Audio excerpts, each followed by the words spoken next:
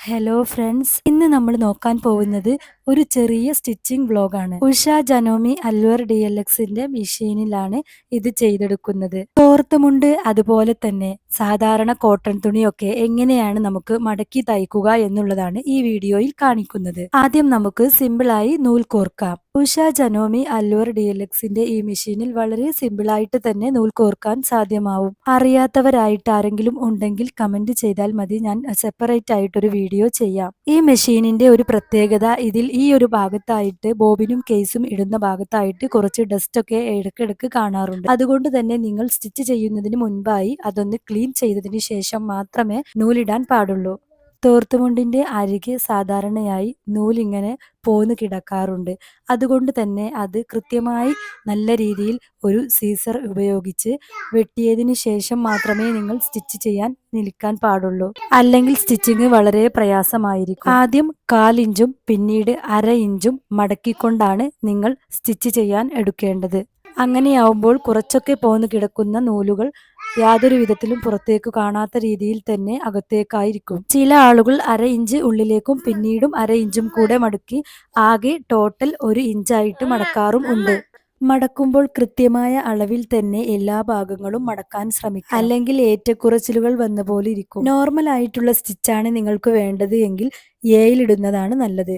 Length ഒരു 3-ലൊക്കെ ഇടുമ്പോൾ തന്നെ നല്ല പെർഫെക്റ്റ് ആയിട്ട് നമുക്ക് കിട്ടും.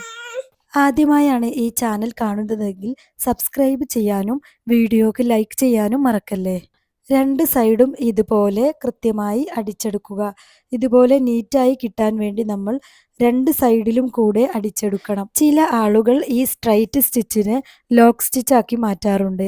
അതായത് സി എന്ന ഓപ്ഷനിലിട്ട് സിഗ്സാഗ് സ്റ്റിച്ച് കൊടുത്താൽ മതി. അത്യാവശ്യം ഉറപ്പുള്ള സ്റ്റിച്ചാണ് സിഗ്സാഗ് സ്റ്റിച്ച്. അതുകൊണ്ട് തന്നെ അങ്ങനെ തയ്ക്കുന്നവരും ഉണ്ട്.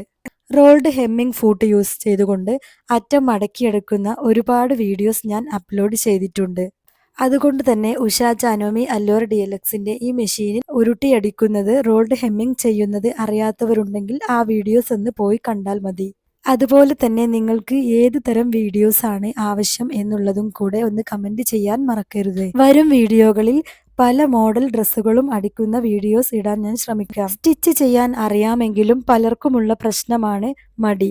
മടി വരാനുള്ള പ്രധാന കാരണം നിങ്ങളുടെ സ്റ്റിച്ചിങ്ങിനെ ബാധിക്കുന്ന പല തടസ്സങ്ങളും നിങ്ങൾക്കുണ്ടാവുന്നത് കൊണ്ടാണ്. സ്റ്റിച്ച് ചെയ്യുന്ന എല്ലാ ടൂൾസും നിങ്ങളുടെ തൊട്ടരികെ തന്നെയുണ്ടെങ്കിൽ നിങ്ങൾക്ക് അത്ര തന്നെ മടി കാണില്ല. പല ആളുകളും സ്റ്റിച്ച് ചെയ്യുന്ന സമയത്തായിരിക്കും എല്ലാ ടൂളുകളും അന്വേഷിക്കുന്നത്. സ്റ്റിച്ചിങ് കൊണ്ട് തന്നെ നിങ്ങൾക്ക് നല്ല ഒരു വരുമാന മാർഗം കൂടെ ഉണ്ടാക്കാം.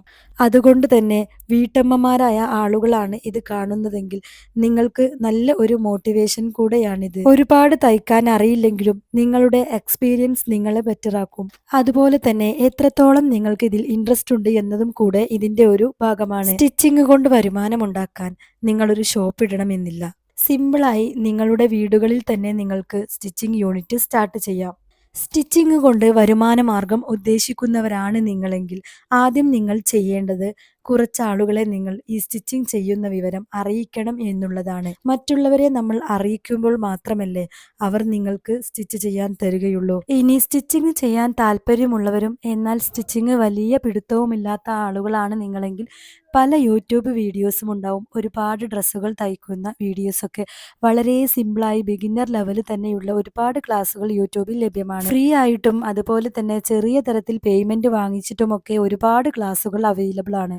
അതും നിങ്ങൾക്ക് നല്ല ഒരു വരുമാന മാർഗം ഉണ്ടാക്കാൻ സഹായിക്കും. സ്റ്റിച്ചിങ്ങിന്റെ വലിയ ഒരു ഉപകാരം എന്ന് പറയുന്നത് നമ്മുടെ വീടുകളിൽ നിന്ന് തന്നെ നമുക്ക് സ്റ്റിച്ചിങ് ചെയ്ത് നല്ല ഒരു വരുമാനം ഉണ്ടാക്കാൻ സാധ്യമാവും എന്നുള്ളതാണ്. മാത്രവുമല്ല നമ്മുടെ സമയത്തിനനുസരിച്ച് തന്നെ നമുക്ക് കാര്യങ്ങൾ ചെയ്തു തീർക്കാനും സാധ്യമാവും. ആദ്യം നമ്മൾ വേണ്ടത് നമുക്കുള്ള ഡ്രസ്സുകൾ സ്വയം തയ്ച്ചു തുടങ്ങണം. അതുപോലെ നമ്മുടെ മക്കൾക്കുള്ള ഡ്രസ്സുകളും നമ്മൾ സ്റ്റിച്ച് ചെയ്ത് നോക്കുക. വീഡിയോ നിങ്ങൾക്ക് യൂസ്ഫുൾ ആയിട്ടുണ്ടെങ്കിൽ സബ്സ്ക്രൈബ് ചെയ്യാനും ലൈക്ക് ചെയ്യാനും മറക്കല്ലേ.